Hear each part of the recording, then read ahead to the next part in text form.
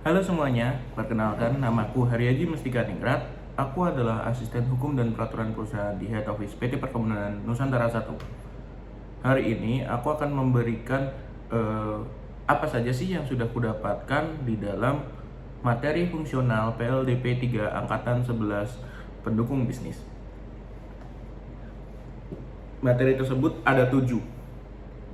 Manajemen SDM pertama, kedua manajemen pengadaan, ketiga adalah manajemen kesekretariatan dan kehumasan, yang keempat adalah CSR atau TJSL, yang kelima adalah SMK 3, yang keenam adalah hukum dan perizinan, dan yang terakhir adalah SIMET atau Sistem Informasi Manajemen dan Teknologi Informasi.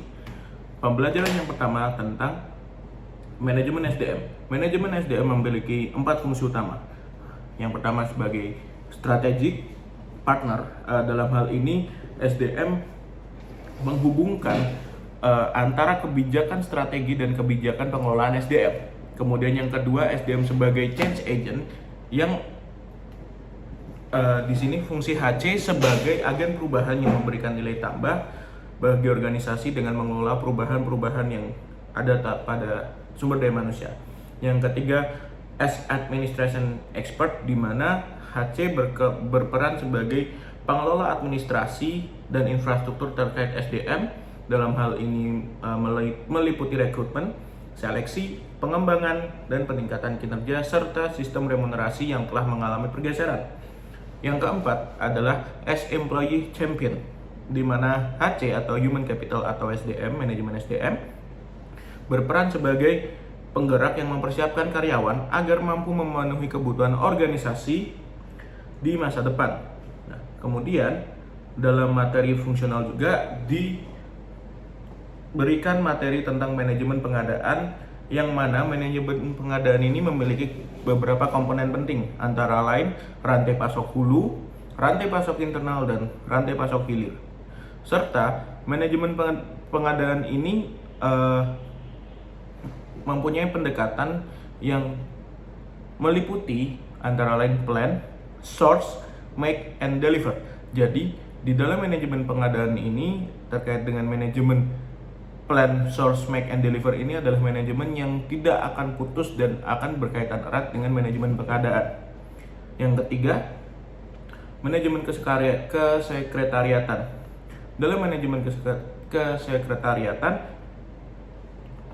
fungsi daripada sekretariat sendiri adalah membantu meringankan tugas-tugas pimpinan, kemudian mengadakan pencatatan dan dari semua kegiatan manajemen, dan yang terakhir adalah sebagai alat komunikasi perusahaan, menjadi jembatan penghubung antara perusahaan dengan pihak luar. Dalam hal ini, sekretariatan dan kehumasan juga menjadi kunci hubungan baik antara perusahaan dengan pihak eksternal.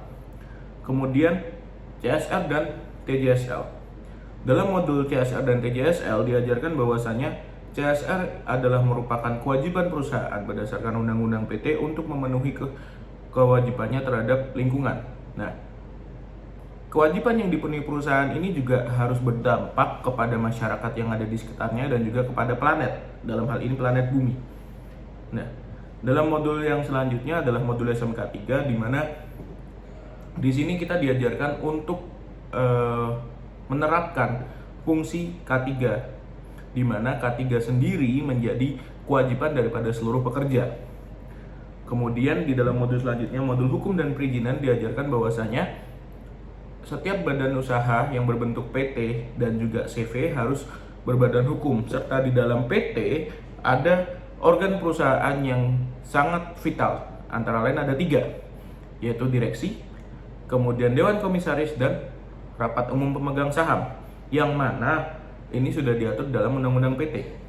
Dan yang terakhir adalah sistem informasi manajemen dan teknologi informasi, di mana kita sebagai sobat planters yang kerap kali mendapatkan cobaan daripada dunia informasi dan teknologi, kita harus tetap belajar untuk menerapkan teknologi informasi tersebut yang kita implementasikan dalam kehidupan perkebunan kita sehari-hari. Kurang lebih seperti itu yang saya dapat dari modul fungsional kali ini. Sampai jumpa. Wassalamualaikum warahmatullahi wabarakatuh.